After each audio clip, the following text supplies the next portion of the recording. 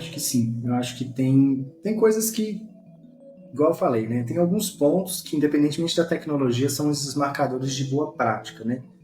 Né, no design conversacional, muitos deles têm a ver com, por exemplo, essas heurísticas de boa usabilidade, né? Que a gente coloca aí também para interfaces visuais e tal, né? A gente pode traduzir isso também para uma boa prática de design conversacional, enfim.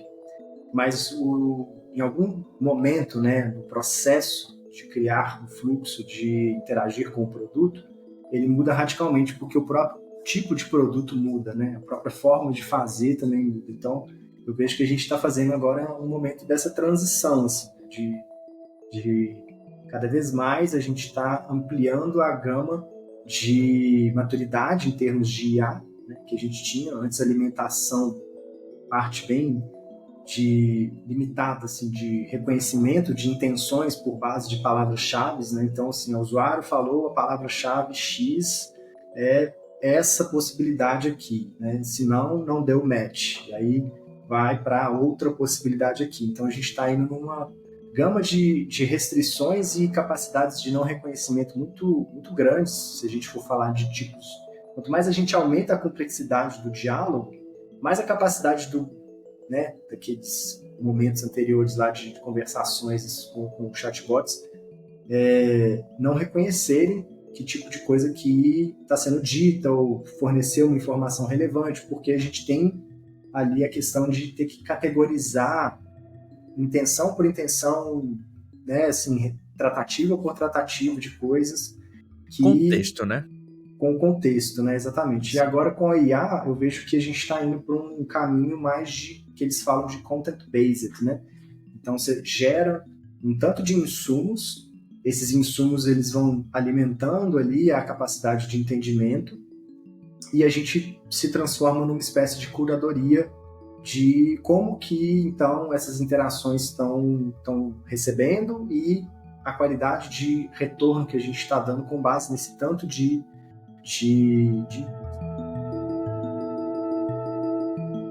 Estamos começando mais um episódio do CXD and AI, um podcast dedicado a conversas com profissionais da área de design de experiência conversacional e inteligência artificial. Então, se você já conversou com algum Alexa, um chatbot, no site ou até mesmo um bot no WhatsApp, você provavelmente conversou com algum projeto de alguma pessoa que vai estar nesse podcast. Meu nome é Caio Calado, eu trabalho com design conversacional desde 2016 e eu também organizo uma comunidade independente na área chamada Bots Brasil. Eu gosto muito desse mercado e eu venho acompanhando o desenvolvimento e o crescimento dele aqui no Brasil e no mundo. Hoje, a gente vai ter mais um episódio na nossa temporada dedicada aos elementos do design conversacional. Então, se você trabalha projetando, escrevendo conversas, quer saber como criar arquitetura de soluções para melhorar a experiência de clientes ou até mesmo inovar através de experiências conversacionais, seja através de chatbots ou até mesmo voice bots, essa temporada é para você. Nossa conversa de hoje vai ser com o Lucas Borba. O Lucas, ele se formou em Ciências Sociais, é Product Design em Blip, atua no desenho de experiências conversacionais, Omnichannel, em Marketing e Customer Experience e adora trabalhar com Product Discovery, facilitar workshops e combinar criatividades, dados, métricas de negócio e produtos para evoluir produtos e serviços na área. Então, Lucas, bem-vindo. Muito obrigado pela disponibilidade e como é que você chega para a nossa conversa hoje? Muito bom.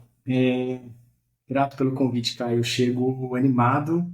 Acho que esse tema tem muitos e muitos pontos que a gente vai poder conversar hoje.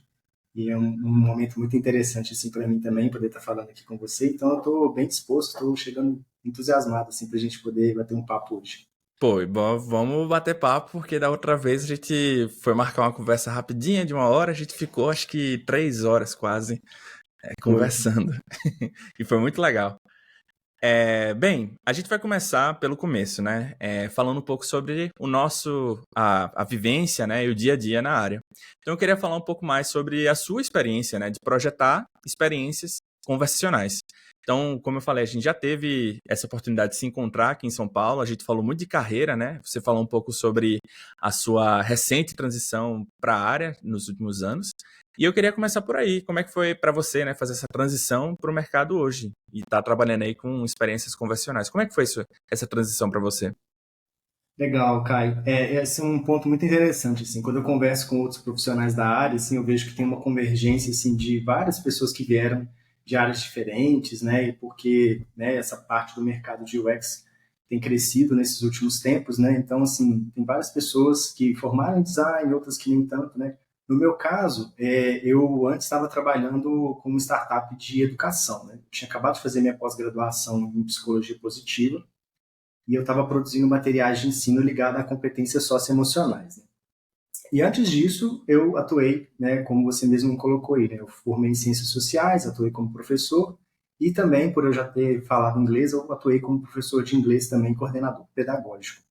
Então, assim, a minha carreira ela tem um pezinho aí na educação, e com essa parte do UX surgiu essa oportunidade, né, de trazer algumas dessas habilidades, experiências que eu já tinha com produção de conteúdo e produção de aulas para dentro desse universo de produtos digitais, né? Então, assim, eu vi uma grande sinergia, né, nos processos, né, entre aprender, ensinar e o próprio design de experiência digital também, né? Então, aquela parte, né, das ciências sociais, eu vi muito ligado com o que hoje a gente está falando de UX Research, por exemplo, né?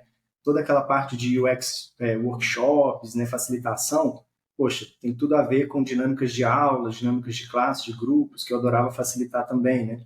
E essa parte toda da empatia também, que eu acho que sempre levei isso como um ponto permanente na minha vida, nas minhas buscas, nas minhas investigações pessoais também. Então, assim, minha transição foi num momento bem delicado, acho que para algumas pessoas também, né? Foi bem no auge do Covid. Eu percebi assim um enorme interesse das empresas e projetos nessa área de transformação digital, querendo lançar outras oportunidades e conteúdos, né, para poder mergulhar mais no online. E eu decidi também, então, aprofundar meus estudos nessa área. Né? Fiz alguns estudos, né? Fiz formações também, e eu fiz para mim uma rotina de estudo que eu dedicava, assim, estudar praticamente 8 horas todo dia, e levei bem a sério os cursos, as formações, né? Principalmente porque eu percebi essa necessidade de construir portfólios, estudos de caso bem estruturados, né? E aí, com o passar do tempo, eu acabei consumindo, né, conteúdos, cursos, formações e construindo alguns cases pessoais e consegui a minha vaga na Blip, depois de ter passado por alguns outros processos seletivos. Uma coisa que eu percebo quando eu converso com pessoas que está em período de transição de carreira é muita preocupação, né? Tipo, nossa, eu fiz um bocado de coisa e agora o que é que eu vou fazer com essas coisas? Na sua fala eu percebo que foi muito bem reaproveitado, assim, você conseguiu conectar essas coisas. Você acha que faz sentido, assim, essa conexão? Assim, eu ainda eu não diria que eu fiz uma transição de carreira, mas eu gosto muito de experimentar coisas novas. Então eu sempre estou experimentando alguma coisa diferente. Esse projeto aqui é uma coisa diferente para mim. Mas para você, assim, foi proveitoso esse reaproveitamento para fazer a transição? Ajudou você a fazer a transição mais rápido, por exemplo? Eu acredito que sim, porque tem coisas que a gente vai acumulando ao longo do tempo e que se a gente aprende a costurar o fio narrativo, né, de tudo aquilo que a gente já fez e encontrar como que cada coisa se encaixa, a gente vai percebendo que a gente vai tocando em várias coisas que são muito reaproveitáveis, né? E uma coisa que eu falo para as pessoas também que estão fazendo transição de carreira, algumas outras pessoas que estão querendo entrar nessa área de UX também, é principalmente focar na parte das soft skills que você já traz com você também, que é uma das partes tão interessantes e importantes assim que as empresas estão olhando para você conseguir navegar por esse mundo e conseguir também trazer os seus projetos para a vida, né? Saber lidar com times, ter autonomia, proatividade. E eu vejo que você também tem muito disso, assim, dessa proatividade, dessa curiosidade investigativa, de querer experimentar, testar, ver qual é. Porque basicamente, eu acho que é isso a gente vai poder tratar um pouco mais na frente, assim, nessa conversa de hoje, né?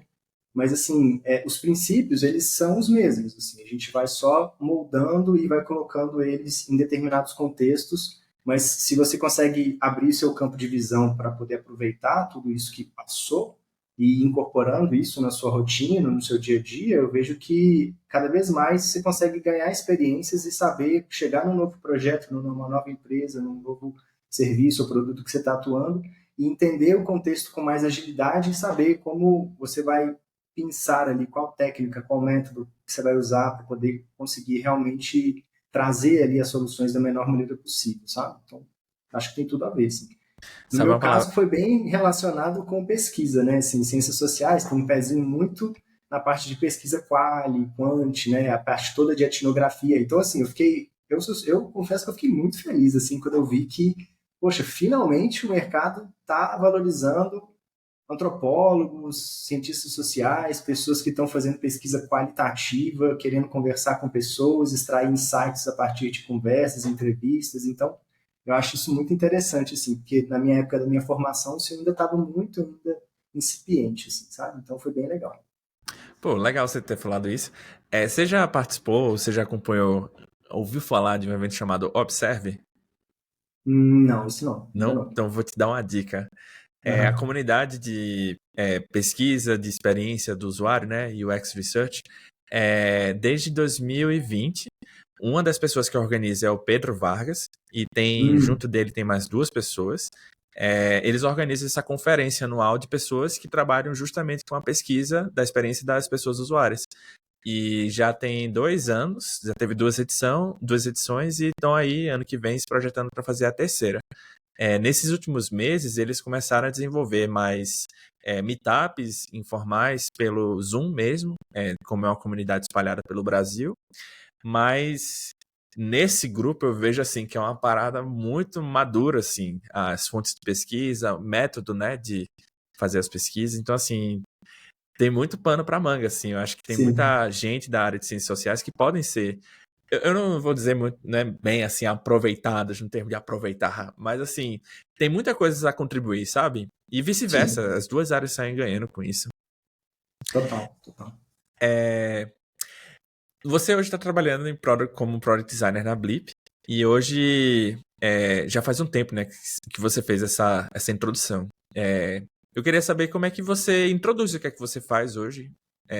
Você diria que você é um designer de produto ou você é um designer convencional? Ou você é os dois, assim? Como é que você explica, assim, para as pessoas que conhecem você o que é que você faz no dia a dia? Sim, eu acho muito interessante essa pergunta, porque até o termo, né, designer de produto, product design, né, UX design, quando eu pesquiso isso no mercado, eu vejo que tem coisas que são muito contextualizadas para algumas empresas e para outras nem tanto, assim, sabe? Eu gosto do termo product design, eu acho que eu me reconheço mais nesse sentido de product design, porém, quando eu olho para o que eu faço, ou como eu gostaria realmente de ser visto, ou como um profissional, eu acho que eu tendo a sair um pouquinho dessa questão da caixinha, assim, sabe? Do que a gente chama de produto. E até uma provocação que eu tenho escrito algumas coisas a respeito, para poder realmente entender, assim, como que a gente define isso, né? Porque para mim o valor está antes, sabe? É mais como um designer de experiência, assim, sabe? Eu acho que as coisas vão mudando, as coisas vão se adaptando. Então, assim, o que eu posso dizer, assim, né, que normalmente a gente pode chamar de produto, né? Assim, um fluxo de conversa com um IA é um produto, um chatbot é um produto, um aplicativo móvel, mobile, web, ou até um site, tudo isso é um produto, né? Que a gente pode dizer, assim, um serviço também que a gente pode prestar. Né? Então, assim, se eu for ver, assim, para mim, né, produto, uma encapsulação de entrega de valor, sabe? E existem mil e uma formas da gente poder entregar esse valor, né? Encapsular esse valor para poder fazer essa entrega para as pessoas em geral, né? Então, assim, eu acho que parte muito do designer entender qual que é a necessidade, qual que é o problema, qual que é o job to be done aí que está envolvendo essa experiência, né, que a gente está tentando resolver e como resolver isso da melhor maneira possível, assim, qual que é o melhor processo, qual que é a melhor experiência que eu posso criar para apoiar tudo isso. E é isso que me encanta, assim, um pouco nessa minha atuação, assim, sabe? Por mais que seja um produto que eu atuo hoje, né, quando você está numa empresa, você geralmente tem um escopo menos mais fechado de atuação, o que você está atuando com um determinado produto, ou até mesmo uma parte de um produto maior também, que você está atuando, né, um segmento, mas quando você abre o olhar para a ideia da experiência, você começa a entender também que existem conexões de pontos, assim, sabe? E aí, essas conexões é que vão poder trazer insights e coisas mais interessantes também para a própria qualidade desse produto que você está criando, né? E assim, para mim, assim, no final das contas, se a gente for parar para pensar, todos os seres humanos são seres humanos passando por experiências, né? Então acho que isso que é um dos insights assim que eu comecei a aplicar mais no meu dia a dia até na minha vida mesmo. Assim. Acho que se a gente for ver assim, pô, pegar o meu projeto pessoal como um produto, pegar tipo uma apresentação de PowerPoint que eu vou fazer para um stakeholder, é um produto. Se eu for pegar, sabe, tudo que você está fazendo e começar a aplicar os princípios de design de experiências e tentar criar a melhor experiência, tentar criar um vínculo empático com quem está recebendo aquilo, você vai acabar tocando invariavelmente nas boas práticas que o Product Design, o UX Design está querendo trazer, sabe? Então, assim, essa visão mais integral, né, de como que as pessoas estão interagindo com empresas, serviços, esses produtos, é o que dá, acho que, essa mudança de olhar, um olhar mais amplo, assim, também, para esse relacionamento, tanto antes da experiência, né, como também durante e depois, né, assim, porque não é só simplesmente uma jornada de um produto, assim, acho que o que eu tenho visto muito no mercado assim é um cuidado com o relacionamento com as pessoas assim em geral, não só durante aquela fase de produto, mas principalmente naquela questão de construção de comunidade, de construção de engajamento, de identificação da pessoa com a própria marca que ela está consumindo. Então, assim, quem faz um bom design não só faz um bom design de um produto que é eficiente, que é bom, que é lean, que é bonito e tal, mas também está cuidando de todas essas outras áreas periféricas ali que corroboram para uma grande experiência, para uma boa experiência, assim, sabe? Então, assim, para mim acho que é isso. Mas, por enquanto, sim, acho que eu me defino como um product designer atuando em design conversacional atualmente na Blue. Pô, é bem abrangente essa sua definição. Eu confesso que algumas pessoas no mercado, elas também consideram design de produto uma visão bem holística, assim. Que não é apenas uma tela, assim. Tem a pessoa que é designer de produto, ela contribui, né, com a identificação, a geração de valor, resolução de problemas e até mesmo percepções das pessoas. O que acontece às vezes no mercado é que algumas empresas elas crescem tanto, né, que elas conseguem talvez granular um pouco a função ou o escopo, né, de atuação de algumas pessoas. Isso não é nenhum demérito, né, é mais questão de foco mesmo, porque quer queira ou quer não, né, quem acaba fazendo tudo vai ter uma coisa ou outra que vai deixar de fazer. E eu Exato. simpatizo muito com essa sua definição, eu acho bem interessante. Antes de. Nós dois hoje atuamos em Blip, né? E antes de voltar para Blip, eu estava trabalhando com uma pessoa, o Josias. Eu sempre quis trabalhar com ele. E ele sempre teve essa visão muito holística, assim, do produto. E quando eu entrei, né? Eu disse, é design, UX ou é produto? Eu disse, não, cara. Tô convidando você para ser designer de produto. Tipo, eu quero que você me ajude com um todo, assim. É bem massa, assim, essa É. percepção. E se a gente for parar para pensar, assim, é difícil, né, também, porque se eu falar design de experiências, assim, a gente está abstraindo muito, né, assim, e é claro que para o mercado, para um recrutador, tudo, eles têm que acabar criando limites ali periféricos. Não, você vai atuar nisso, né, criar essas limitações. Mas eu vejo que as empresas bem-sucedidas, assim, que têm um design driven, que têm uma coisa mais centrada nisso, elas dão essas liberdades também para você poder pensar um pouco fora da caixa, né? Conseguir conectar esses pontos, porque assim, aí a gente consegue trazer mais isso para outras áreas, inclusive também. Então eu vejo que mais e mais, impressão minha, tá? Assim, eu vejo que mais e mais o UX designer, o product designer vai começar a sair do silo em que ele surgiu para começar a ampliar e prestar o seu trabalho, o seu serviço, a apoiar outros tipos de iniciativa, outras áreas, como marketing, como customer suporte, como, enfim, todos os outros tipos de áreas também, e a gente vai começar a apoiar mais isso também, porque internamente nas empresas é necessário, enfim, é isso. Hoje você falou que você também é um product designer em Blip que também trabalha com design conversacional, né? Para você, assim, como é que você explica o que é um design conversacional? Será que você conseguiria me ajudar a definir? Sim, definições, né? É importante. Eu Definições. gosto de pensar assim, o design conversacional como um movimento, assim, né? Que a gente está sempre redefinindo, definindo e redefinindo as coisas, né? À medida que a gente vai mudando, né? Mas eu acho que para a gente começar a conversar disso, é interessante a gente entender até o que, vamos dizer assim, um pouco antes, né? Que veio antes disso, né? Que é com as GUI, né? Geographic User Interfaces, assim, né? Que a gente for ver assim, o design de interfaces, né? A gente surge lá atrás, né? Com experiências com desktop, programas, softwares, né? Eu sou da época que tive o Windows 95 instalado no meu computador com botãozinho de turbo, né? Windows 98. Então, a partir disso, a gente teve aí também essa questão da revolução dos smartphones, né? E o iPhone, esses boom de aplicativos mobile também. E até chegar mais ou menos nessa era que a gente está aqui hoje com assistentes virtuais, né? Um surgimento e desenvolvimento muito maior de chatbots, né? Essa questão aí toda da Alexa, Siri, Google Assistant, Bixby da Samsung e tal. Então, assim, eu vejo que com esse boom aí desses assistentes virtuais, esses assistentes de IA, também surge essa necessidade de desenhar melhores experiências conversacionais, seja em texto puramente, ou em áudio, ou em multimodalidades, né? Então, aí que entra a parte do design conversacional para mim, assim, tipo, vai cuidar desse relacionamento entre esses assistentes virtuais e os seres humanos, procurando, assim, cada vez mais um melhor entendimento mesmo, assim, de como que é a resposta que esses produtos estão dando, como que é o entendimento que esses produtos estão entendendo dos inputs que os usuários estão dando, né, para eles.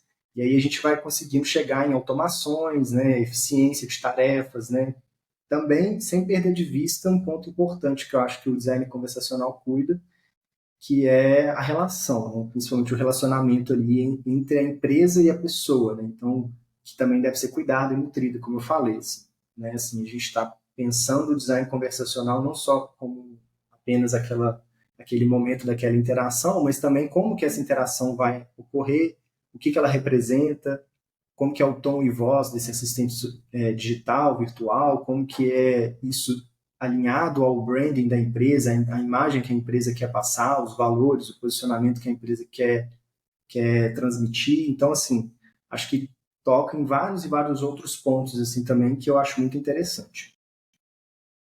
É uma. Como é que eu posso dizer? É uma área multifacetada, né? Ela tem várias frentes e ao mesmo tempo ela é a sua própria frente. Exato. É... Como é que tem sido para você, assim, trabalhar com isso? É uma coisa nova, diferente? É igual que era, sei lá, fazer uma aula ou é diferente como um todo? Ah, Você gosta de escrever conversas? Tipo, é legal? eu gosto, assim, eu me recordo um pouco do momento em que eu construía as aulas também, né? Tem a questão dos diálogos, das coisas que a gente pergunta e recebe, enfim, como é que a gente vai modulando ali as coisas, mas tem coisas que são bem, bem diferentes, assim. Acho que para mim, no meu dia a dia na Blip, assim, que eu posso dizer que mudou muito, né, foi principalmente conhecer mais a questão do negócio, né, a questão de estar num business, estar numa pegada aí de metodologias ágeis, de processos de trabalho inspirados em Agile, de trabalhar numa célula digital. Então, assim, de um ponto de vista solo, eu acho que tem coisas que se conectam, que dá para aproveitar, tem coisas interessantes ali que a gente usa, mas assim, o design conversacional não é um trabalho solo, né? Ele é um trabalho em conjunto, ele é um teamwork aí que a gente vai fazendo junto com outras especialidades, outras áreas, para justamente a gente conseguir trazer a experiência mais completa. Então, assim, acho que é isso que eu vejo mais, assim, essa diferença, sabe? E hoje, trabalhando na Blip, assim, como é que é a sua atuação? Como é que são as suas etapas de criação, que geralmente se você atua? Será que você Tá, poderia comentar um pouco, assim, de um projeto que você atuou recentemente? posso. Então, como eu falei, né, acho que quando eu cheguei na Blip, para mim foi muito interessante justamente conhecer mais a fundo e na prática, né, porque ler mil teorias é uma coisa, a gente atuar, né, tem o mapa e tem, né, e o território, né, então assim, quando a gente está na prática, a gente consegue pegar outro tipo de vivência, outro tipo de coisa que só lendo teorias, eu já tinha lido sobre, por exemplo, metodologias ágeis, metodologias e frameworks ligados a UX, como Double Diamond e Product Discoveries e tudo mais. Só que acho que entrar, né, no dia a dia é que faz toda a diferença. Então, assim, hoje eu acho que eu tenho uma experiência muito rica assim, de apoiar times internos na Blip, né, de trabalhar numa célula digital que está apoiando times de marketing, que está apoiando times de customer experience, de customer support, né? Então, a gente trabalha não só construindo chatbots para clientes externos, mas também apoiando a própria Blip também a construir o próprio produto dela, né? Então, e acho que o legal disso é ver o potencial disso ramificado quando a gente traz aí multicanais. Então, né, a questão de estar com uma presença digital marcante em vários canais, né, tal como várias empresas aí querem estar presentes em várias redes sociais, produzindo conteúdo, engajando com as pessoas ali com estratégias de inbound, de outbound, marketing. A gente está também presente aí, né, em canais de WhatsApp, Instagram, Messenger, e também o Blip Chat aí nas landing pages, né, que a gente usa para poder mostrar o produto da Blip e tudo mais.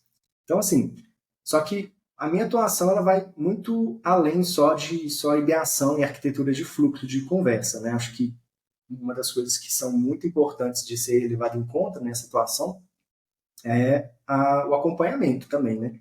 A análise das métricas de negócio, de sucesso, as métricas que a gente tem acompanhando do produto, né? E alinhar isso também com as jornadas, a produção dos artefatos clássicos de UX que a gente tem, né? Jornadas, personas, fazer pesquisa, fazer prototipação de soluções, né? Então, e assim, tudo isso alinhado, por isso que eu disse, né, que lá atrás, né, que é tudo produto no final das contas, apesar de ser um fluxo de conversa, né? Acho que a gente pode entender como um produto em si mesmo ali também.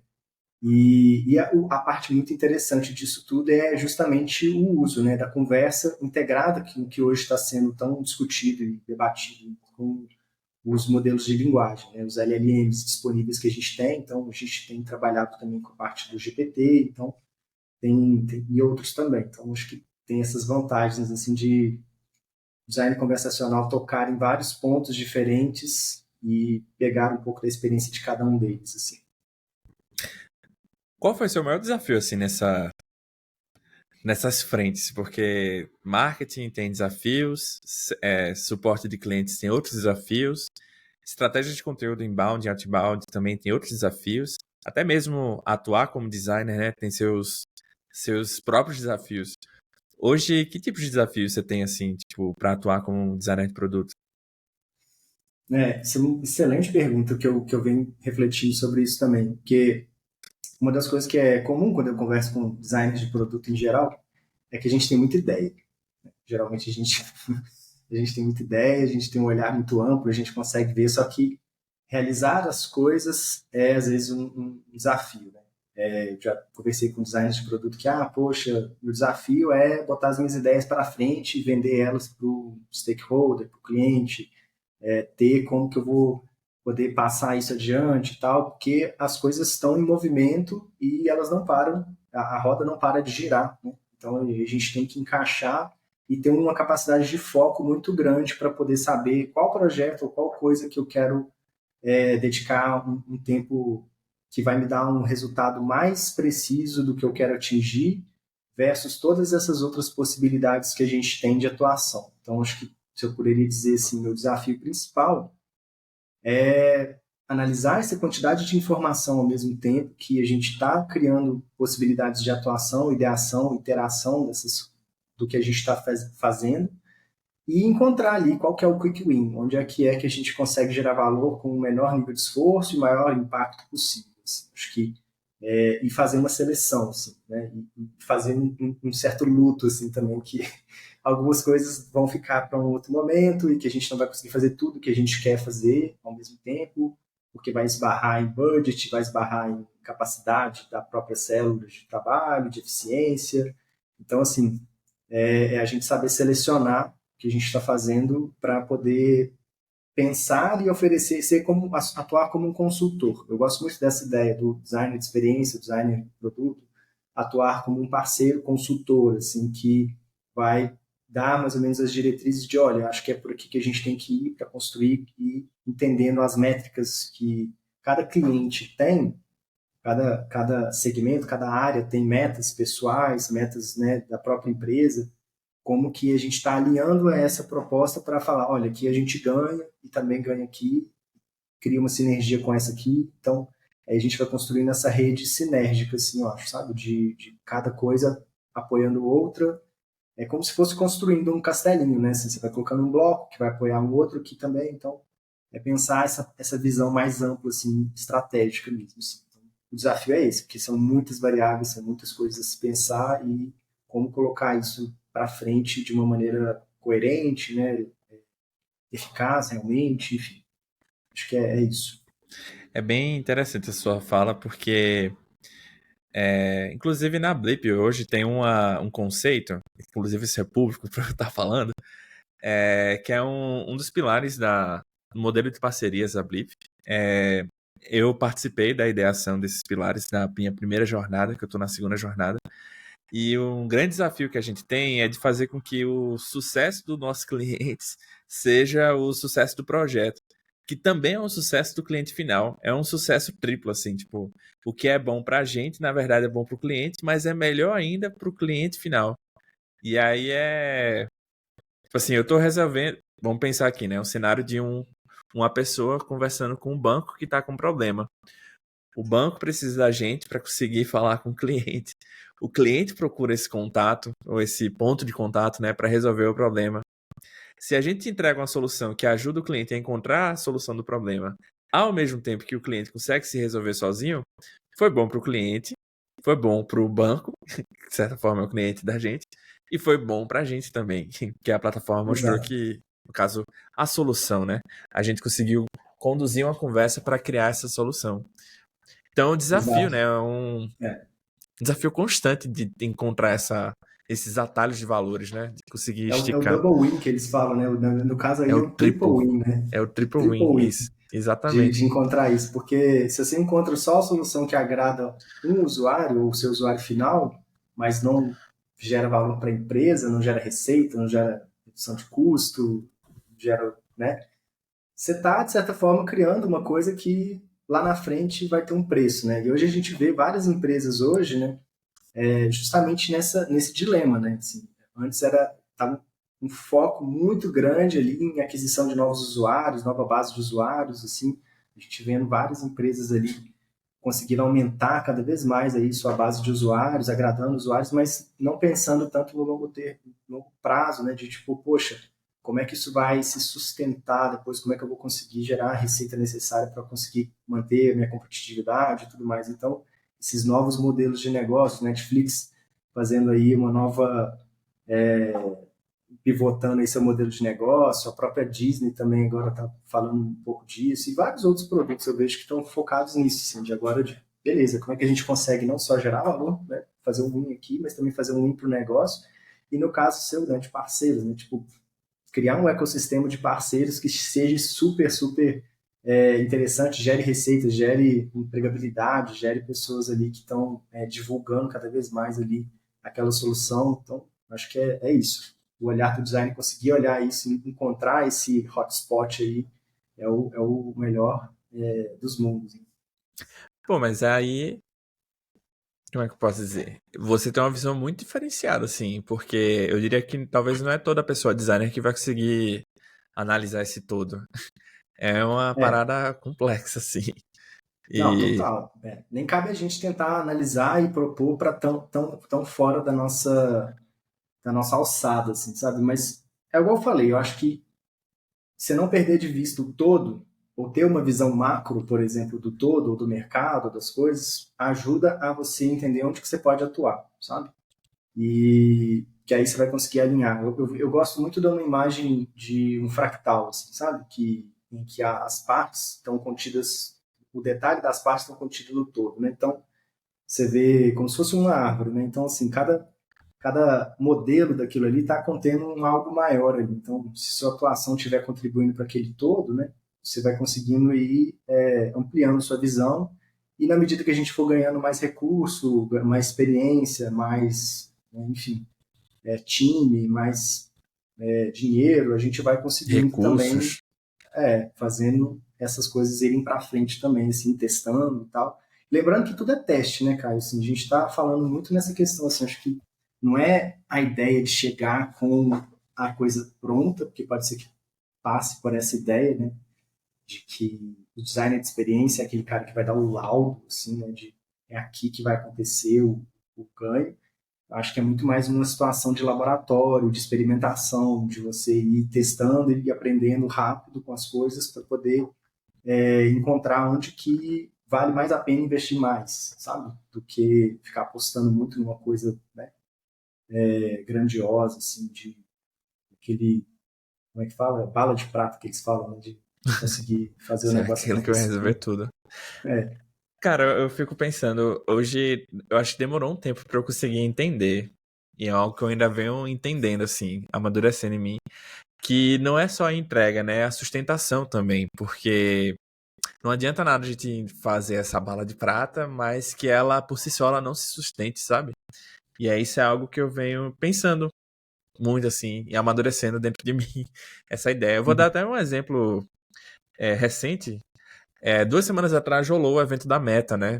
O Conversations, não, acho que esse lançamento não foi no Conversations. Teve 3 eventos da Meta, quase que em paralelos. Um deles lançaram o novo modelo de óculos da Ray-Ban, que vem Sim. com a câmerazinha, etc.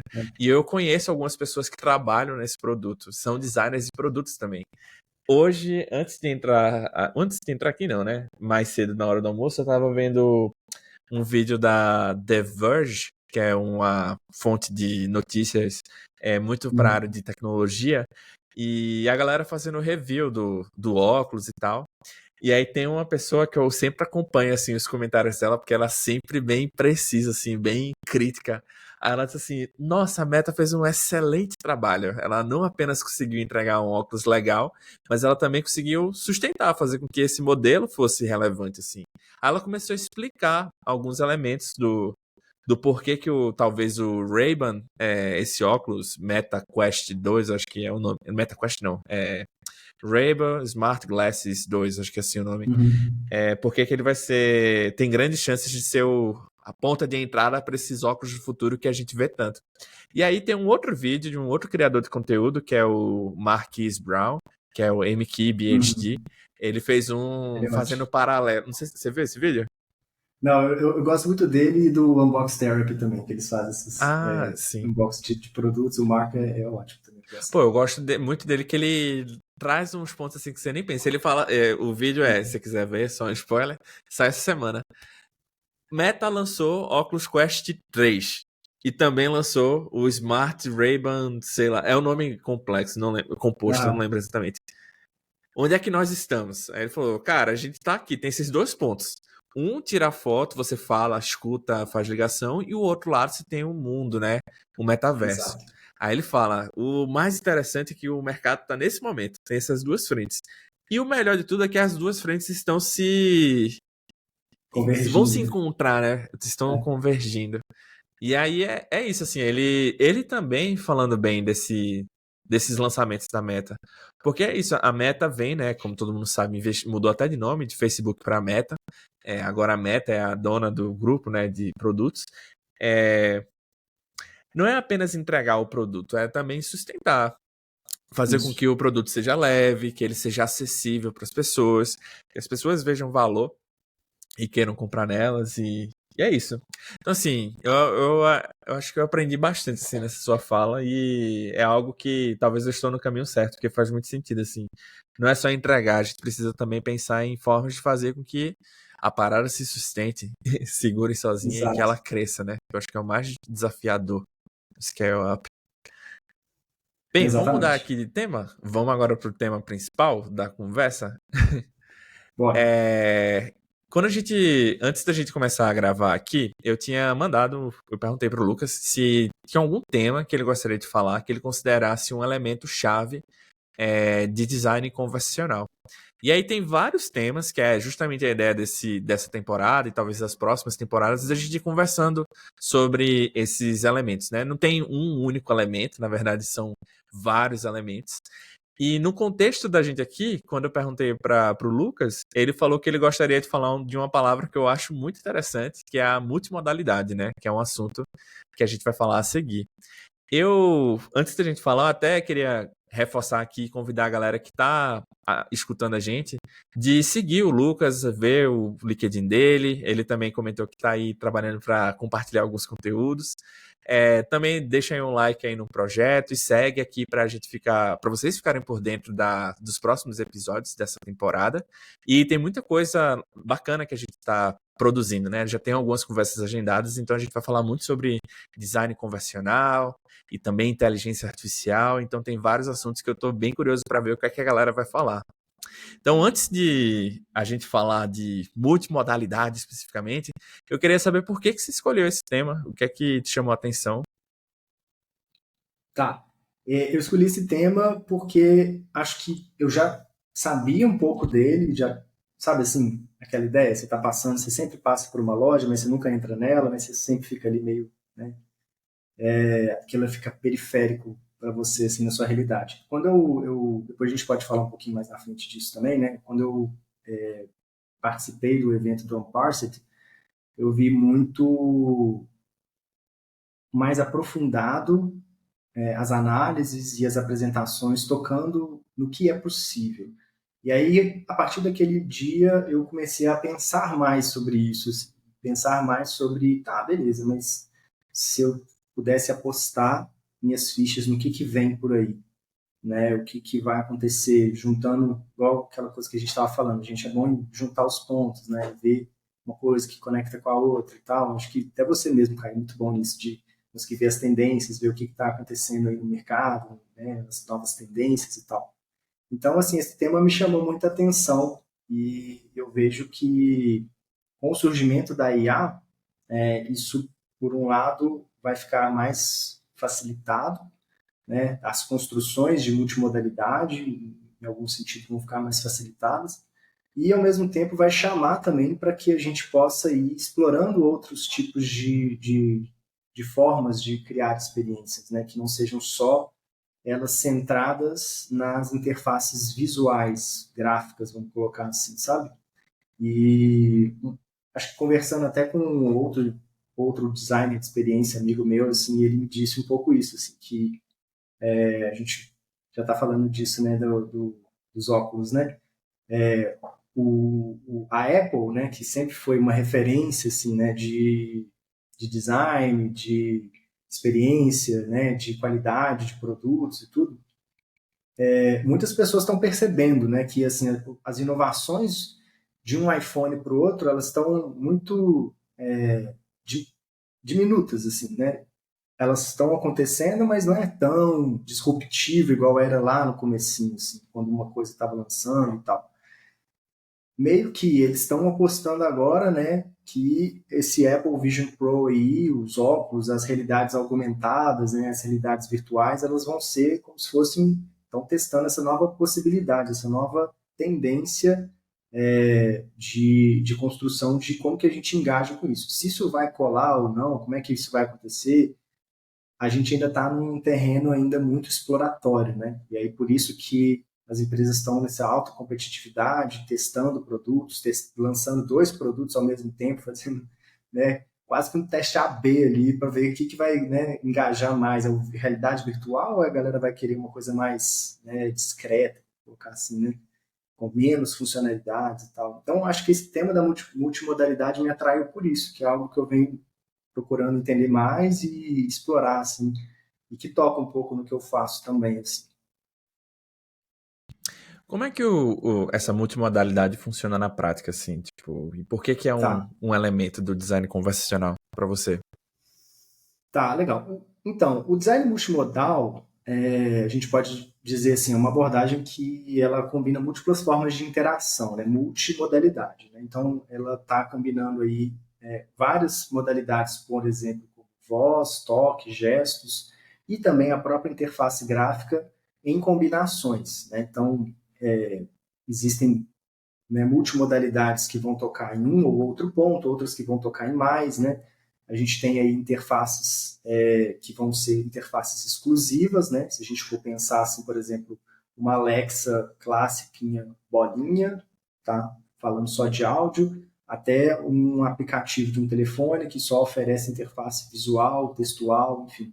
E nisso a gente consegue ver vários tipos de produtos nesse intermeio aqui de produções de experiências, né? Então, cada um vai poder usar da maneira que mais se adequa à sua realidade, né? Que é exatamente esse ponto que eu vejo que é tão interessante, né? Porque a abordagem da multimodalidade, ela é uma abordagem que está focada muito na questão da flexibilidade, né? Da acessibilidade, da eficiência e da imersão que ela proporciona também. Assim. Então, acho que tem esses pontos que são os mais, vamos dizer assim, que mais salta aos olhos. Assim, né? Quando a gente fala de, por exemplo, flexibilidade, a gente pode pensar aí os sistemas que se adequam aos contextos das pessoas usuárias. Né? Então, acho que um exemplo mais próximo das pessoas que eu posso citar é o próprio WhatsApp, por exemplo.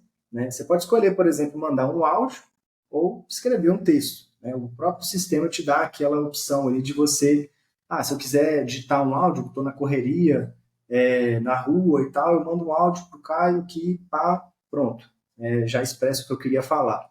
Ou de repente não, eu quero mandar uma mensagem, né, quero pensar, quero, né, refletir melhor o que é que eu quero dizer e tal. Eu posso digitar um texto e ir editando e melhorando ele na medida que eu vou escrevendo. Então, acho que esse é um exemplo que que as pessoas já estão usando a multimodalidade e não percebem, assim, por exemplo, né? Já estão ali, já está dentro da vida de cada um de nós. Então, assim, eu acho isso muito interessante. Um outro ponto que eu acho incrível, assim, né, pensando nessa questão da multimodalidade, é essa parte da acessibilidade. Então, o design multimodal, ele é inclusivo, né?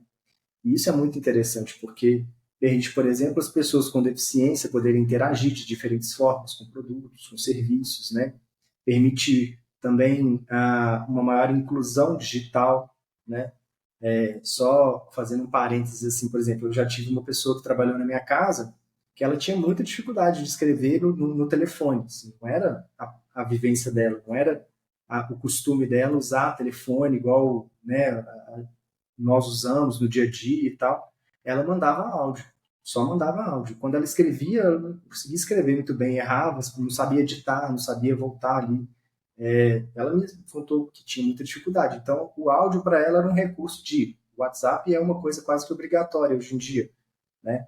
Para poder, né, trabalhar, para poder encontrar com pessoas e tal. E ela usava o WhatsApp como um telefone, ligava para as pessoas e quando era mensagem usava com o áudio para poder se expressar, né? E a mesma coisa, por exemplo, com populações idosas também. Então, a questão de você estar pensando o design para populações, né, públicos que não são só os públicos super tech-friendly, né, assim, early adopters da vida, que estão super engajados e, né, atualizados com as novas tendências. Né? Então, esses sistemas, eu acredito que eles se tornam cada vez mais acessíveis e inclusivos. Né? E a parte da eficiência e imersão, né? Que eu acho que é muito interessante também, que toca um pouco naquela questão da realidade virtual, da realidade aumentada que a gente está falando também. Né? Então, assim, acho que, por exemplo, eu vi lá modos de interação, né, que conjugam múltiplas dimensões do OneParsec, né, que eles estavam falando assim, de uma gama de recursos para otimizar a nossa interação. Assim. E aí a gente pode falar, por exemplo, em possibilidades, né? Possibilidades assim de, imagina um game que você está lá, você usa os botões, mas ao mesmo tempo você pode também usar sua voz para poder fazer comandos, expressar coisas e tal enquanto você está jogando. Ou até mesmo ganho de eficiência que a gente quer, por exemplo, quando em alguns determinados contextos, né, a gente tem um ganho de eficiência muito maior quando a gente fala do que quando a gente tem que pegar um aplicativo, uma tela e escrever, digitar ou apertar um botão.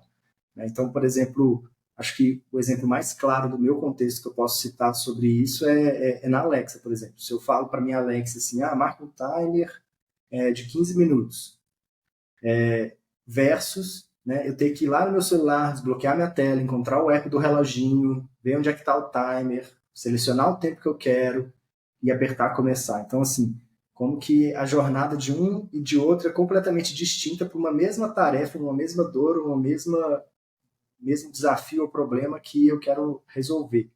E acho que isso que torna assim, os designers de experiência tão úteis nesse sentido. E com os recursos de multimodalidade, a gente vai conseguir pensar que nem tudo precisa ser um aplicativo, nem tudo precisa ser uma tela, nem tudo precisa ser um site, ou, enfim, a gente pode expandir mais e começar a testar mais outras formas de pensar, assim, sabe? Então, acho que é mais ou menos por aí, assim, a questão da eficiência, da imersão, né, é muito, muito marcado por isso, assim, que para algumas coisas, sim, pode ser que, né, alguns tipos de dores ou problemas que eu tenho para resolver, poxa, o melhor caso, a coisa que eu preciso é realmente uma tela que me mostre vários elementos ao mesmo tempo. Para pedidos simples ou coisas mais ordinárias, mais simples, que eu já sei exatamente o que eu quero e tenho um input mais claro, com uma resolutividade também de uma tarefa mais definida, um escopo menor, de repente o áudio pode ser o interessante. E por que não permutar tudo isso, né? Trazer isso para um aplicativo junto com o áudio, por exemplo, né? Você está ali, ao mesmo tempo que você está vendo o que você está vendo na tela, você também pode conversar com aquilo e aquilo também pode te fornecer informações de alguma forma úteis sobre a sua experiência que você está tendo. Enfim, a gente aumenta a gama de imersão assim, na experiência como um todo. Então, eu acho isso extremamente interessante. Eu acho também. Tem até um outro tema aí, mas aí eu vou deixar para um outro episódio. Vou torcer para alguém pegar esse tema. Se chama computação ambiental. Não sei se você já leu sobre, mas é considerar um ambiente como uma tela.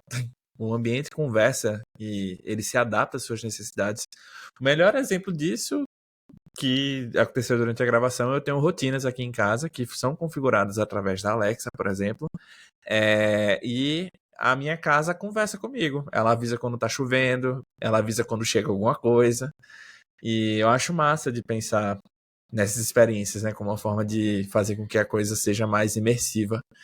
E agora com os LLMs, né, a parada vai para outro patamar, que tá Exato. rolando agora o lance dos NPCs, né? Os NPCs talvez não sejam mais NPCs, e aí eles possam ter vida própria e Exato. conversar. Tem alguns, é um pouco até assustador até, de galera conversando com Sim. NPC, que usa LLMs.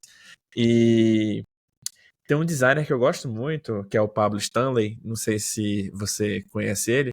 Ele, ele faz umas tirinhas bem legais. Tem até, ainda tá no ar, mas ele não atualiza mais. Chama o time de design, The Design Team. E ele contava dia a dias de profissionais da área de design de uma forma engraçada, assim. E aí ele lançou uma plataforma recente de NFT, no qual permite com que artistas publiquem suas artes e vendas, etc. E recentemente ele lançou uma atualização que permite fazer com que essa plataforma ajude as pessoas a criarem jogos 2D com ambientes, como se fosse um Pokémonzinho do Game Boy. Mas ali você consegue colocar LLMs também, fazer com que o desenho converse, tenha vida própria. A gente tá indo pra uma parada bem, É muito doido. Tem um bem amigo doida. meu que me comentou um memezinho na internet esses dias que era tipo isso, que era assim, os robôs estão ficando cada vez mais humanos e menos robôs, assim, eles estão cada vez mais difíceis de distinguir, e os humanos estão cada vez mais robôs, né? Começando a fazer live de NPC, fazendo, né, tipo assim, cada vez mais robóticos, assim, com a interação. Então o meme basicamente era uma brincadeira disso, né? Tipo assim, o humano fica fazendo live de NPC e o robô tá lá interagindo igual o humano agora, assim, então realmente tem muito a se pensar e por isso acho que tem uma centralidade muito grande da nossa parte do nosso trabalho, a gente está atento a isso e ver como que isso vai se encaixando no tipo de futuro que a gente quer co-criar, assim, sabe? Acho que é uma questão de não é barrar, né, o avanço, mas também ao mesmo tempo, da mesma forma que a gente está avançando, a gente também ter essa ênfase, né, de trazer essas discussões de como é que isso vai acontecer no futuro de uma maneira interessante, segura e tal. Então, acho que é Eu não muito sei parte do dizer, nosso trabalho. eu não sei dizer assim, ou apontar o nome, mas sabe quando a gente fica doente ou com deficiência nutricional, né, de alimentos, etc., a gente tem que fazer uma recomposição, digamos assim, né, ou compensar para que o nosso corpo se adapte a essas necessidades. Às vezes isso é orientado por um médico, né, o endocrinologista, mas às vezes uma pessoa da área nutrólogo ou nutricionista, né, possa orientar melhor. Eu acho que muito em breve a gente vai ter algo nessa perspectiva assim de vivência digital assim, porque Uhum. a gente está passando por um momento muito conturbado assim de mudanças, de desinformação, Sim. de geração de conteúdos generativos, né? Que né, ninguém cria, é um robô que está criando. E não sei, a gente tá quase vivendo um episódio de Ghost in the Shell. Não sei se você já viu. Conheço, clássico. Clássico. E ChatGPT tem grandes chances de ser o fantasma aí da parada. Pois é. E é bem interessante, assim, mas eu concordo muito com você. Assim, a gente precisa ser vigilante, né? E ter senso crítico também para continuar analisando. Isso uma das coisas que eu tenho pensado muito assim com o impacto do meu trabalho, assim, porque não só do meu, mas da área como um todo, assim, para onde que a gente está indo, assim, sabe? E eu vejo que da mesma forma que há um tempo atrás tinha-se um glamour, vamos dizer assim, no ato de fumar. Não sei se você se recorda, né? Por exemplo, tinha propagandas ou coisa assim. Fumar era cool. Não que hoje não seja para algumas pessoas e tal, mas assim, era uma coisa muito mais evidente, né? A gente tem casos assim de professores, pessoas, salas de reunião, tinha tudo um isqueiro ali, um cinzeiro e tal, que fumava. E depois começou-se a perceber pelas pesquisas, pelas evidências e tal, o quão danoso que é essa prática, né? Eu acredito que o mundo digital é exatamente a mesma coisa. Eu acho que a gente está cada vez mais descobrindo possibilidades incríveis, mas ao mesmo tempo a gente também vai em breve tocar, né? Já está tocando, na verdade, também nos limites os que devem ser dados e como controlar e contingenciar esses limites, assim, sabe? Para a gente saber exatamente a hora que a gente quer ter o controle sobre aquela situação ou aquela tecnologia e não ser totalmente controlado por elas, sabe? Então, esses protocolos, digital detox, enfim, dopamine reset que tem por aí e tal, porque invariavelmente a gente está construindo a nossa cultura com isso, né? Então, assim, a gente vai ter que também ver formas, né, de poder navegar por essa imensidão de tecnologia que a gente está colocando no mercado, né, para as pessoas e como que isso vai poder ser usado de uma maneira que beneficie, no final das contas, também o usuário de um outro ponto de vista, assim, sabe? Porque tem necessidades ou coisas que estão ali por trás, né? Que às vezes ele não está consciente sobre aquilo, mas que a gente precisa cuidar. A gente não vai cuidar só daquilo que ele imediatamente está querendo. Uma dessas coisas, por exemplo, que já está acontecendo é esse boom aí de políticas de privacidade, né, que fica quase como obrigatório, cookies, políticas de privacidade e tal, que estão aparecendo. Não é uma coisa que o usuário, todo mundo do Brasil levantou uma bandeira e falou: cadê meus direitos de transparência de dados e tal, né? Foi surgindo como uma necessidade do próprio mercado, as próprias pessoas foram vendo isso como uma necessidade de trazer transparência, trazer segurança, trazer formas de dessas pessoas poderem conhecer como tudo aquilo está sendo utilizado, assim, sabe? Com ética e tal. Então eu acho que é bem esse papel. Mas enfim, tangenciando um pouco sobre o tema principal, mas eu acho muito interessante tudo isso que você está falando, então acho que vale um pouco Não, a gente pode desse papo. conversar. Se você quiser me perguntar também, pode ser, pode ficar de boas. É, eu queria dar um passo atrás e a gente voltar um pouquinho para multimodalidade, né? A gente estava falando sobre isso, você conceituou, você explicou digamos assim, os pilares, né? Flexibilidade, acessibilidade, eficiência, e também falou que tem esses tipos de modalidades, né? Às vezes pode ser por voz, às vezes pode ser por uma tela, às vezes pode ser as duas coisas em conjuntos. Mas para quem, no caso do agente, né, designers ou quem projeta esse tipo de experiência, ou pensa, né, em projetar, como é que as pessoas da área elas podem aprimorar suas habilidades nesse conhecimento, né, aprender mais sobre multimodalidade? Será que tem algum conteúdo, algum livro, algo que você recomendaria para a galera se desenvolver mais? Tem alguns livros, assim, De cara, o que eu falaria, acho que é o mais óbvio de tudo, né? Assim, tem vários artigos que você pode buscar, alguns artigos do Medium, né, falando sobre exatamente design em multimodalidades. Tem um livro da O'Reilly também, que é Design Across Sciences, Multimodal Approach to Product Design, que é bom. Eu acho que tem muitos conteúdos interessantes ali também.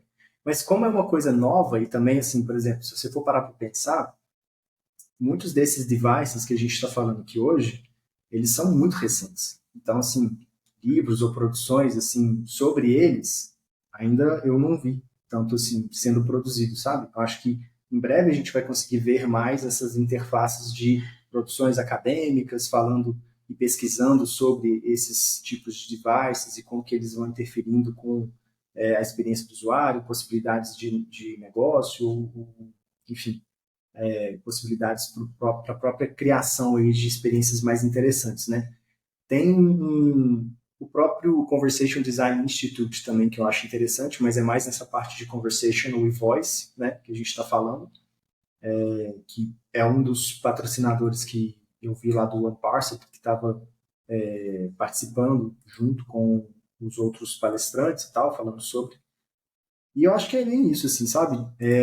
Não tem uma mina de ouro assim que eu poderia te dar, tem que garimpar e ver o que cabe, porque vai variar muito também do que é possível para esse designer, né? Aí fazendo um passo para trás, assim, eu quero aprender sobre multimodalidade para quê? Só para saber o geralzão, ou eu quero pegar e trazer isso para a empresa, eu quero trazer isso para o meu produto de alguma forma, que aí isso vai também orientar a sua pesquisa, orientar as suas perguntas, como que você vai trazer isso, como é que isso vai impactar, enfim, as possibilidades também disso, né?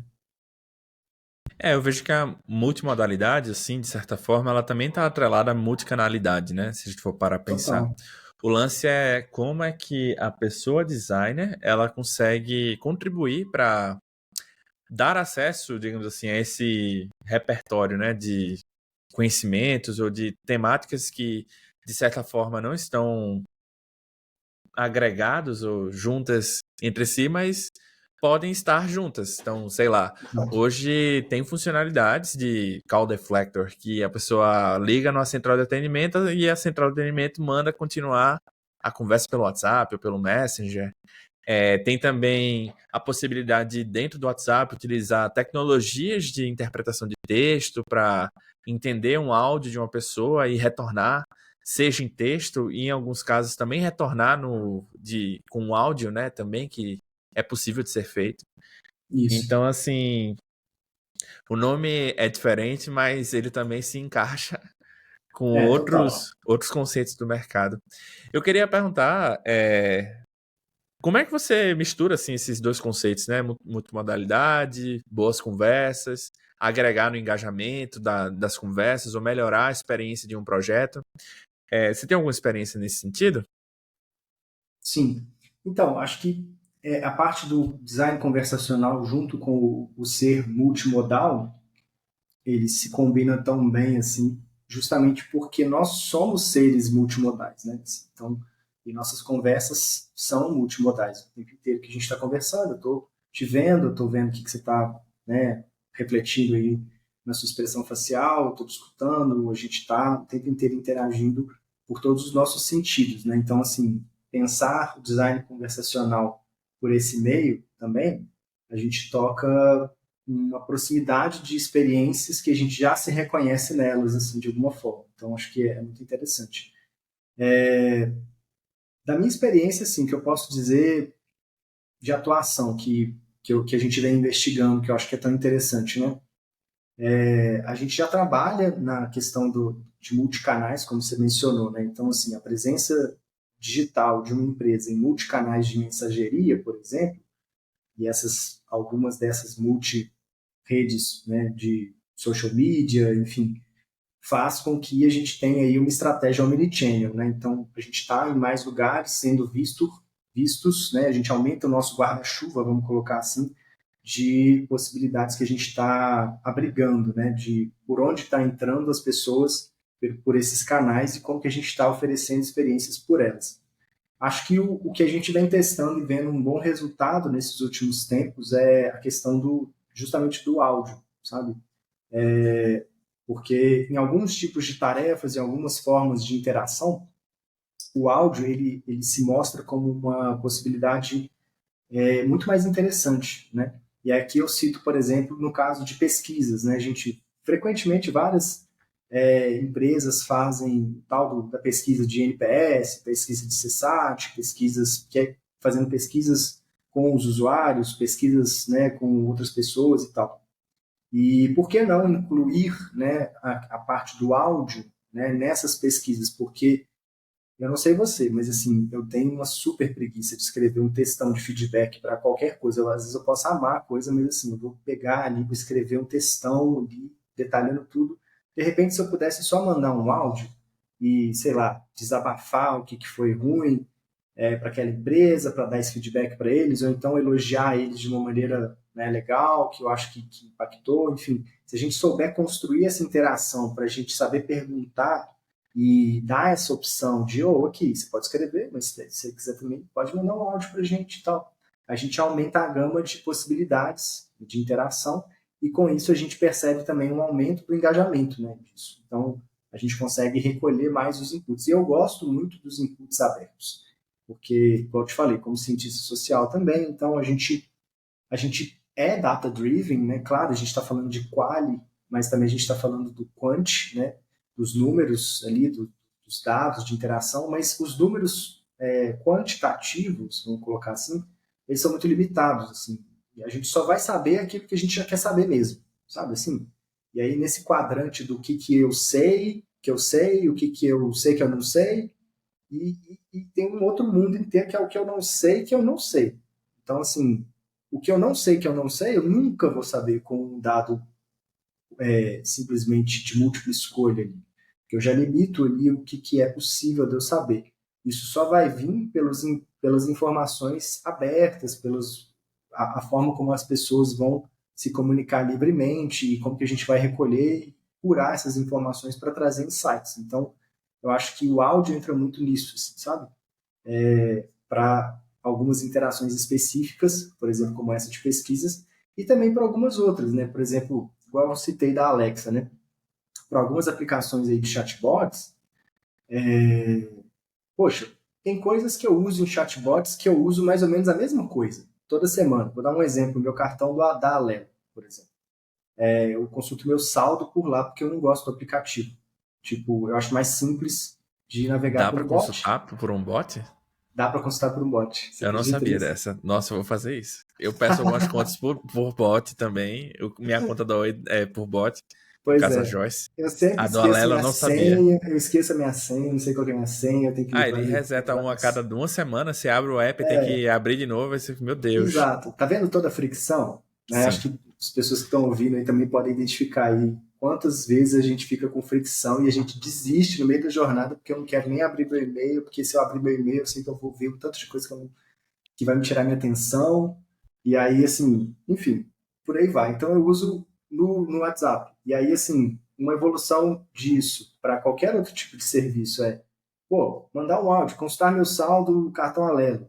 Eu falo o meu CPF, ao invés de ter que digitar meu CPF. Igual você fala seu número de telefone com uma pessoa na rua ou com qualquer coisa assim, é muito mais rápido. Já está na sua mente, super rápido, super prático. Então, quantas e quantas empresas não poderiam ser beneficiadas simplesmente integrando esse tipo de serviço simples? E aí, voltando àquele ponto que a gente está falando das quick wins, né? Não é uma coisa tão disruptiva, mas é uma coisa que vai trazer uma qualidade, assim, poxa, imensa. Você imagina se a gente conseguisse ter esse cenário realmente das empresas terem feedback por áudio. Você vai num restaurante, por exemplo, você comeu sua comida e tem ali um totemzinho pequeno que, tipo assim, no final da sua comanda, você vai lá, passa o cartão, faz o Pix, enfim, e aí, tipo assim, conta pra gente com um áudio de 30 segundos o que você achou da comida, o que foi legal, o que não foi e tal. O cara aperta o botão, fala ali e tal, o que ele quer, pronto, acabou.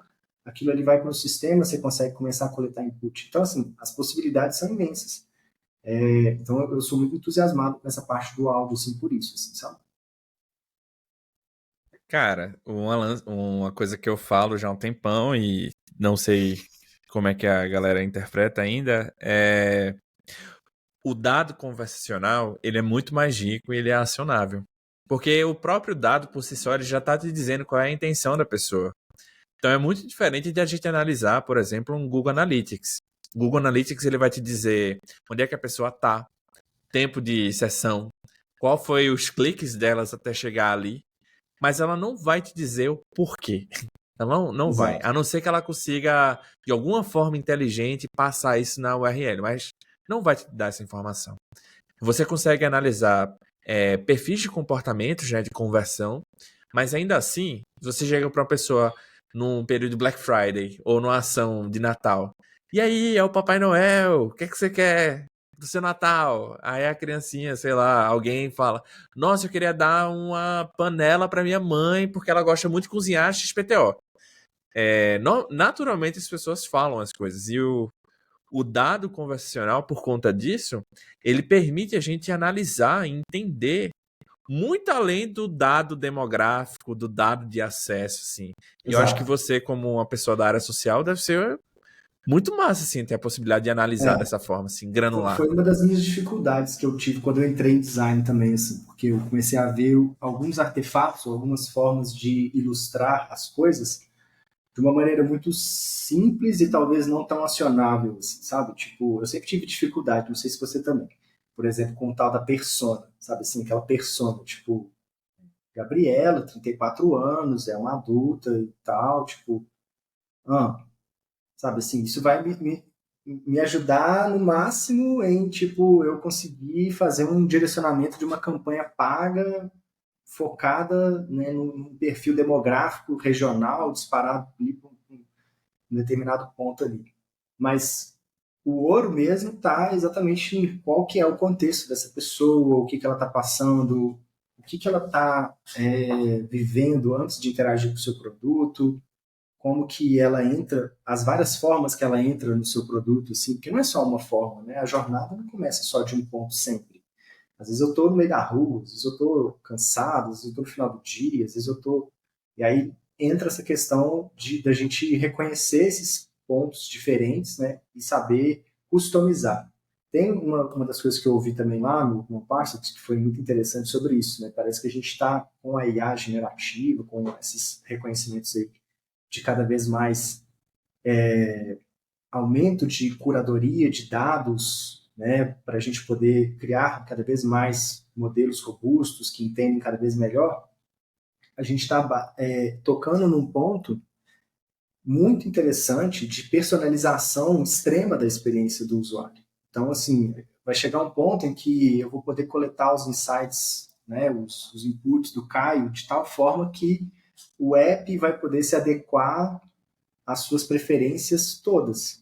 Do que você gosta de dark theme, ou white, ou sabe assim, de tudo. E aí tudo isso vai corroborar para uma experiência única, assim, que não vai ser a mesma, vai ser o mesmo app que vai estar prestando um serviço, mas ele vai poder ser customizado radicalmente diferente, tal como você pode customizar, sei lá, seu browser, sabe, o que é que você quer ou não quer, alguns aplicativos já tem essa gama de possibilidades de customização, né? E quem entende de tecnologia vai lá e mexe os botõezinhos lá e tal e vai customizando. Mas, poxa, e quem não quer fazer isso, mas ao mesmo tempo tem um sistema que possa reconhecer os padrões de sucesso, os padrões que estão melhorando e customizando a experiência aos pouquinhos para que a pessoa possa ter uma experiência personalizada, poxa, é super interessante, super incrível, assim.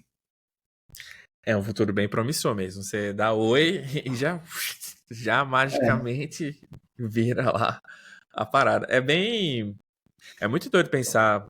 A gente tá indo meio que pra um nível Minority Report, assim, na verdade, a internet já funciona assim, só é, no... Não da forma que é apresentado no filme, mas você tá andando na rua, os anúncios estão olhando pra você, conversando pra você e tentando total. ser personalizado pra você. No caso do filme, leve spoiler, é considerado o olho que naquele momento Uhum. aquela pessoa está usando. Isso é meio estranho, mas quando você vê o filme você vai entender.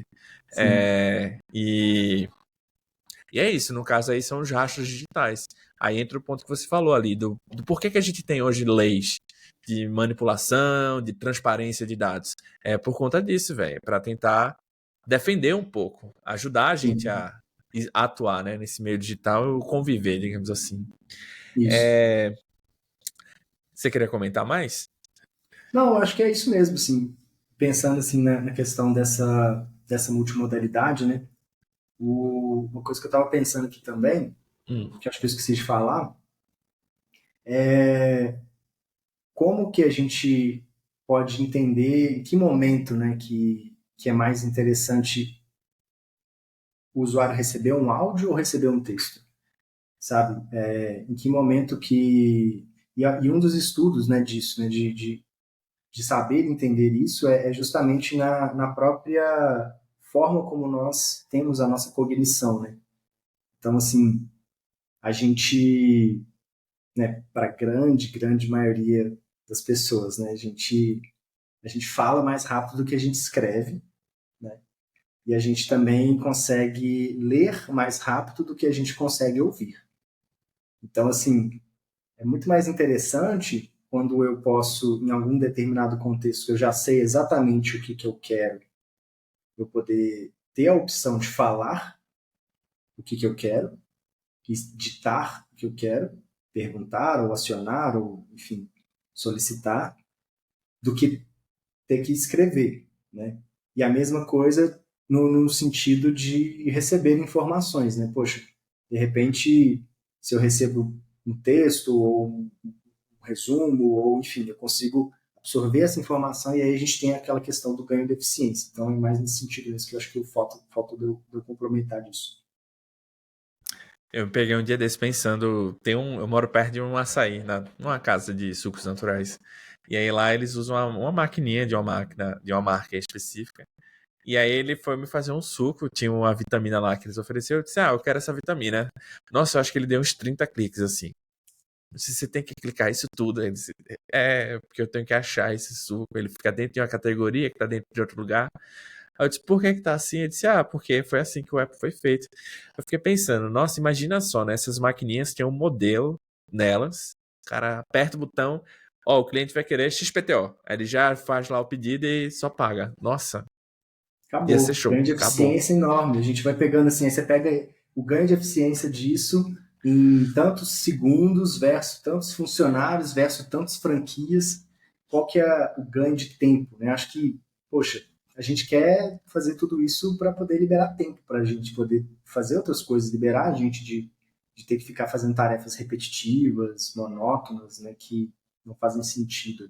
Então, é isso. É. Bem, chegando aqui na reta final do nosso episódio, a gente meio que já tá tocando nesse assunto, que é da IA generativa. Querendo ou não, é uma tecnologia que ela já vem sendo desenvolvida nos últimos anos, mas em novembro de 2022, depois que o ChatGPT, a OpenAI especificamente, liberou, né, meio que mudou o mindset do mercado, ficou muito quente esse tema, assim, nos últimos meses. E eu tenho muita certeza que a gente vai continuar falando e aprendendo mais sobre ele nos próximos meses. E aí eu queria saber, assim, como é que você enxerga? Eu sei que você atua como product design, mas você também tem aí seu pezinho na área de design conversacional. Como é que você vê o papel da IA generativa na nossa área, né? Será que você acha que vai mudar um pouco a maneira como a gente cria, como a gente faz as coisas? Eu acho que sim. Eu acho que tem coisas que, igual eu falei, né? Tem alguns pontos que, independentemente da tecnologia, são esses marcadores de boa prática, né? E né, no design conversacional, muitos deles têm a ver com, por exemplo, essas heurísticas de boa usabilidade, né? Que a gente coloca aí também para interfaces visuais e tal, né? A gente pode traduzir isso também para uma boa prática de design conversacional, enfim.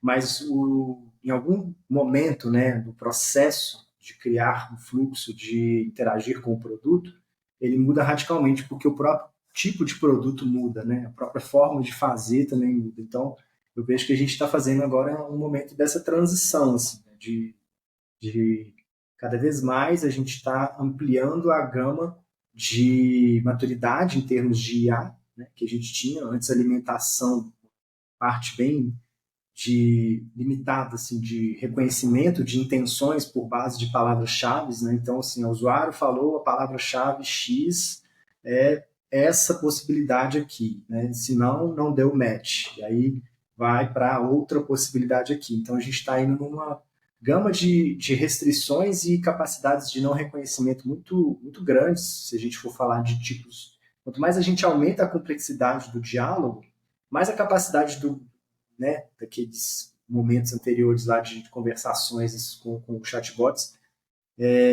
não reconhecerem que tipo de coisa que está sendo dita ou fornecer uma informação relevante, porque a gente tem ali a questão de ter que categorizar intenção por intenção, né, assim, tratativa por tratativa de coisas que Contexto, né? com contexto, né, exatamente. E Isso. agora com a IA, eu vejo que a gente está indo para um caminho mais de que eles falam de content based, né?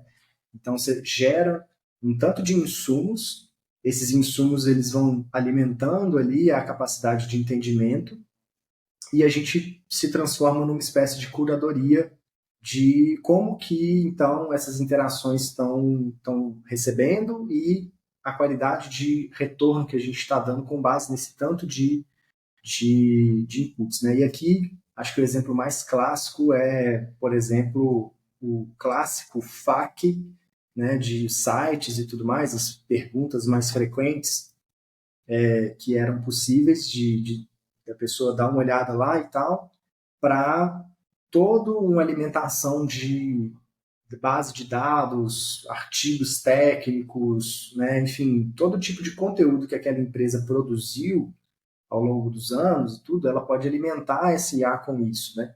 E aí, a partir disso, os diálogos vão sendo criados com base nesses reconhecimentos. Então, a gente pode sim criar essas arquiteturas de conversação, podemos manter ainda assim as interações bem precisas e diretas em contextos bem fechados, quando o contexto é algo simples, vamos dizer assim, que envolve, né, igual eu falei, por exemplo, o exemplo ali da Alelo, né? Eu quero acessar meu saldo. Poxa, nada melhor que um botão ali, saldo, pronto, acabou. É rápido, é fácil, né? Mas na medida que a gente vai aumentando a gama das possibilidades de inputs, né? A gente precisa também aumentar a gama de qualidade de respostas que esses assistentes virtuais vão começar a dar. Então, a IA entra justamente nisso, né? Para poder aumentar a capacidade de gerar conteúdo relevante para que as pessoas possam obter o que elas precisam no menor tempo possível e deixar para o ser humano ali aquela capacidade de mais aprimoramento técnico ainda para conseguir responder aquilo que a IA não conseguiria responder de uma maneira adequada, né?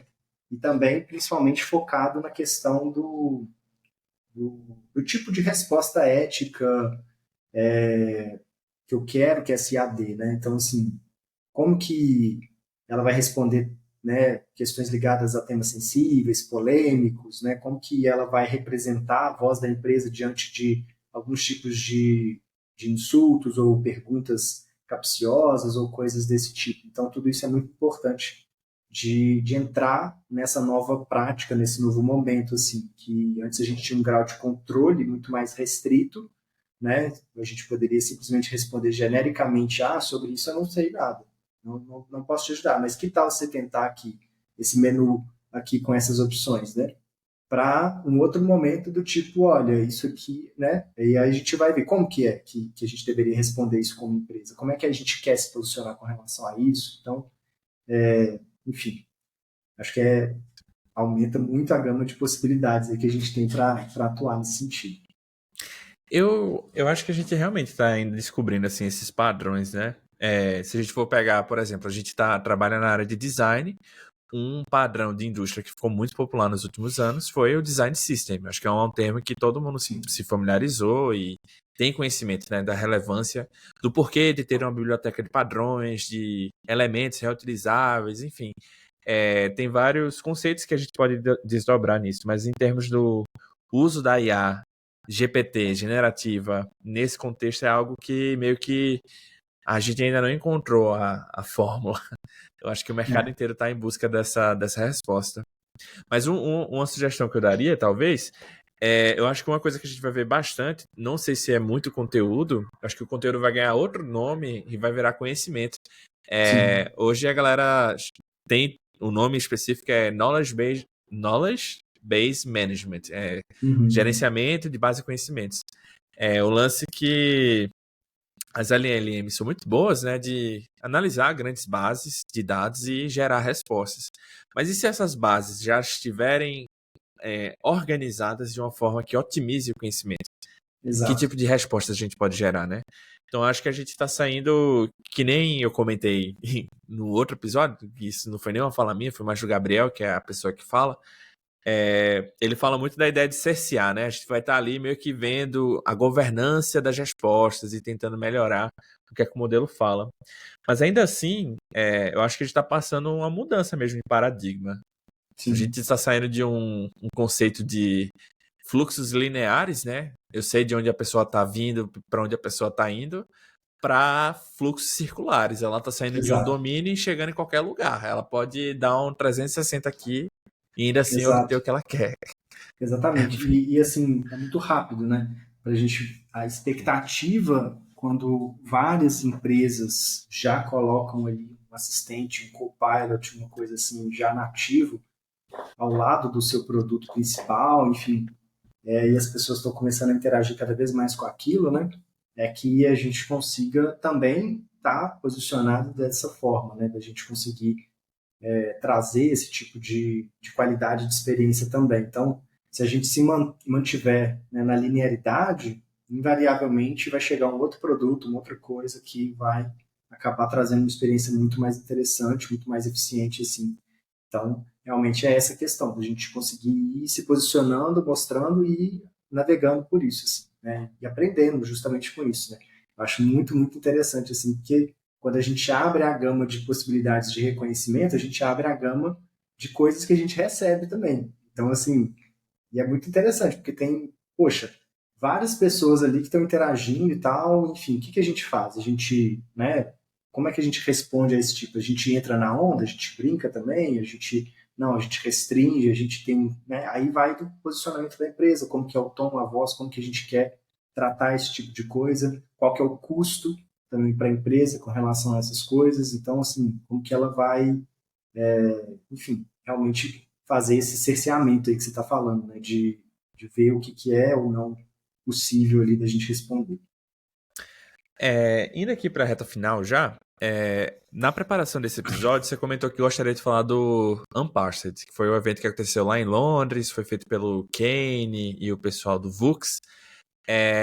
Eu queria pedir para você explicar um pouquinho o que foi o evento, qual foi o seu review, o que é que você aprendeu lá. Será que você podia dar uma contextualizada geral? Posso, posso.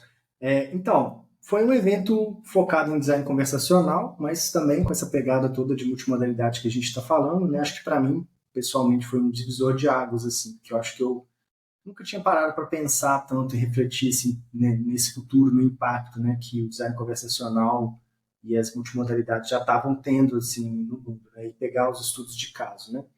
Acho que um dos pontos que me chamou a atenção foi justamente isso que a gente falou, né, a questão de como fazer essa curadoria dessa base de conhecimento, como que isso vai alimentar esses modelos de linguagem, enfim, como que a gente vai conseguir trazer isso de uma maneira mais eficiente, usando as próprias inteligências artificiais para fazer um auxílio no nosso trabalho, né, para poder alimentar também esses modelos, né? Então, acho que vai fazer cada vez mais parte do nosso dia a dia, dos trabalhos, assim, uma ferramenta mesmo de trabalho de todos os colaboradores e principalmente dos designers de produtos, designers conversacionais, né?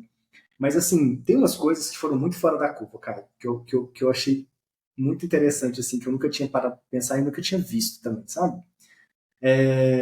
Assim, Tipo o eles quê? falaram muito na questão da social robots, que eu achei muito interessante. Tem um estudo de caso que eu vi justamente sobre isso, né, de como que é a forma, né, e eles fizeram estudos com crianças, fizeram estudos com idosos e tal, como que esses robôs sociais, em que momento eles entram para justamente trazer ali um acompanhamento de perto, né, trazer ali um acompanhamento, seja, por exemplo, em casos de emergência, né, você está ali com casos de emergência para algumas situações, e aí tem ali uma coisa que pode te auxiliar, que já está pré-programada para aquilo. Teve um caso muito interessante que eu vi também, ligado à própria segurança pública, né? Assim, poxa, e às vezes em situações de emergência, eu nem lembro quem que eu sou, assim, sei lá, qual que é o meu nome, né? Quanto mais qual que é o número do bombeiro, da polícia, enfim, como é que eu tenho que fazer mesmo, nunca fiz isso antes, ou então estou vendo um roubo, estou vendo uma coisa assim nesse sentido. Então, como que a própria segurança pública, o governo, consegue também ganhar mais eficiência, né, nas atuações que eles estão tendo com essas tecnologias, né, que podem estar juntas ali da população de uma maneira mais próxima, né, mais presente no próprio telefone, smartphone. Eles testaram lá um chatbot justamente sobre isso, né, de um chatbot de um policial, né, que estava ali recolhendo demandas e coisas desse tipo de denúncias. E foi falado também muito essa questão, principalmente do ganho de confiança, sabe assim, que essas tecnologias elas ainda estão sendo vistas com muita desconfiança por muitas pessoas, assim, tipo, quanto mais a gente está avançando por uma coisa meio Black Mirror, assim, sabe?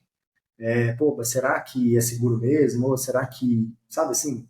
Porque chega a tocar, né, no reino ali do exótico, do bizarro, assim, tem muitas pessoas que ficam desconfortáveis às vezes com algumas coisas. Então, como é que a gente constrói confiança, transparência e segurança com essas tecnologias? Então, são palavras que estão sendo trazidas by design, assim, para que pelo primeiro dia de construção isso seja um princípio que guia essas soluções e que isso esteja cada vez mais em voga, porque uma desconfiança, um vazamento de informações, uma resposta mal dada sobre uma questão ou outra e tal, pode prejudicar muito a imagem da empresa e a imagem do produto. Assim. Então, acho que é uma questão muito importante de estar sendo visto, né? E, assim, basicamente pensando que tudo isso vai começar a meio que ser diluído, assim, sabe? Eu acho que a questão, por exemplo, como que as interfaces elas vão começar a se comunicar mais, né? Isso foi muito mencionado lá, então é um pouco da experiência que a Apple já tenta trazer, de meu computador sincroniza com o meu telefone, que sincroniza com o meu relógio, com o meu áudio, enfim. Tudo isso vai começar a permear mais aí a experiência diária das pessoas e quem conseguir trazer essas experiências multimodais vai conseguir também ter uma vantagem competitiva ali de ter a atenção, né, que é o recurso mais escasso aí. Hoje em dia, a atenção dos usuários para poder reter, engajar e criar esse senso de pertencimento, de identificação com a marca, assim, que é o que vai garantir aí a perpetuidade dos negócios. Então, foi mais ou menos nesse sentido. Assim. Pô, eu acho que o grande X da questão é o ecossistema integrado. Uhum. E a Apple, eu acho que é o melhor exemplo, assim. Você tá no celular, dá um Ctrl+C, vai no computador, dá um Ctrl+V, vai pro computador, se dá um Ctrl+X no computador, dá um Ctrl+V no iPad, tá tudo conectado, tem uns movimentos mágicos que dá para fazer, que é inacreditável. E agora tá vindo aí para essa questão de realidade mista, realidade aumentada. E dá para você falar com a Siri, lembrar no lugar, lembrar no relógio, o relógio avisa o celular, enfim. É, Essa integração do ecossistema que é o X da questão. O X da exato. questão para a experiência. Vê que engraçado. É. Profético. Pois é. Pô, Lucas, ano que vem você vai de novo no Unpassed? Ou eu tô querendo, assim, dessa vez eu fui online, né? Porque sem chance de eu sair daqui, pegar uma passagem, nesse atual momento, assim, que eu tava, e gostaria imensamente de ir, né, presencialmente, né, no ano que vem.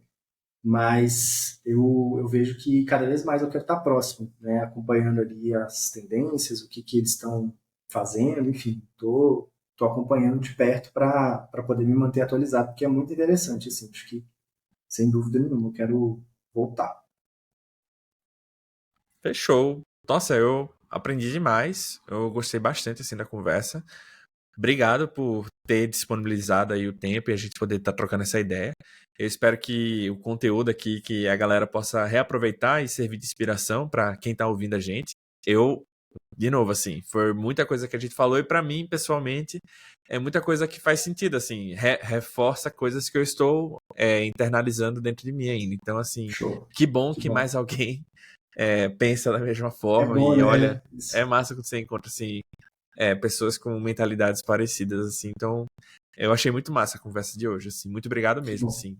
que bom. Se você tivesse que resumir o episódio da gente hoje, assim, tem alguma mensagem, alguma ideia, algo que você gostaria de que a galera saísse daqui lembrando? Eu vejo assim que o principal que eu acho que o fio que a gente estava falando muito assim é abrir a mente, sabe, assim, para as possibilidades, sabe? Tanto com relação à sua própria atuação como designer de produto, você está vendo a sua atuação como, beleza, eu estou trabalhando nesse produto, nesse silo, nessa time, enfim, mas que como que eu consigo ver a coisa de uma maneira mais holística, mais integral, assim. Acho que isso traz uma senioridade mesmo, assim, para o olhar da pessoa e estar atento, né, a essas questões aí de outros tipos de tendência, outros tipos de coisas que estão surgindo e como que a gente vai se posicionando em relação a elas também, assim, sabe? Porque, enfim, é muito difícil a gente estar expert em tanta coisa ao mesmo tempo, a gente ficar muito bom numa coisa e muito bom na outra, o cara é muito bom, mas quanto mais você consegue ver um pouco de cada coisa e aproveitar o melhor de cada mundo, né, você consegue também dar um up, né, no que você está fazendo no dia a dia. Então, acho que é bem isso. Assim. Testar, experimentar, ver o que funciona, o que te entusiasma, o que você gosta, o que você acha incrível assim, de poder trabalhar. Acho que é muito importante ter isso presente no dia a dia do trabalho. Fechou. Como é que o pessoal pode te acompanhar? Ficar por dentro das coisas que você está aprontando, os conteúdos que você vai lançar aí? Como é que a galera pode te seguir? Boa, por enquanto, assim, eu sou bem low profile, para ser sincero, em redes sociais, Vou mas incentivar você assim, a falar mais. mas eu tenho meu LinkedIn e agora, a partir desse momento, eu também estou começando a criar mais artigos no Medium. Então, a minha ideia é começar a postar mais minhas ideias por lá, enfim. Estou me baseando muito no trabalho do Seth Godin, que é um cara que eu acompanho, que eu gosto muito, que fala do Permission Marketing e tal, que ele tem um livro falando sobre isso, assim, de você mostrar mais seu trabalho, enfim. Então, assim, acho que esse convite é um ponto de apoio que eu estou usando também para me motivar a estar mais presente, enfim, escrever mais, me conectar mais com as pessoas, com as comunidades. Então, eu sou bem acessível, assim, acho que a gente pode trocar mais ideias futuramente. Quem quiser trocar ideia também, é só me chamar pelo LinkedIn lá que eu respondo. Uai, vamos fazer mais vezes no futuro. E obrigado por compartilhar aqui com a gente as experiências também.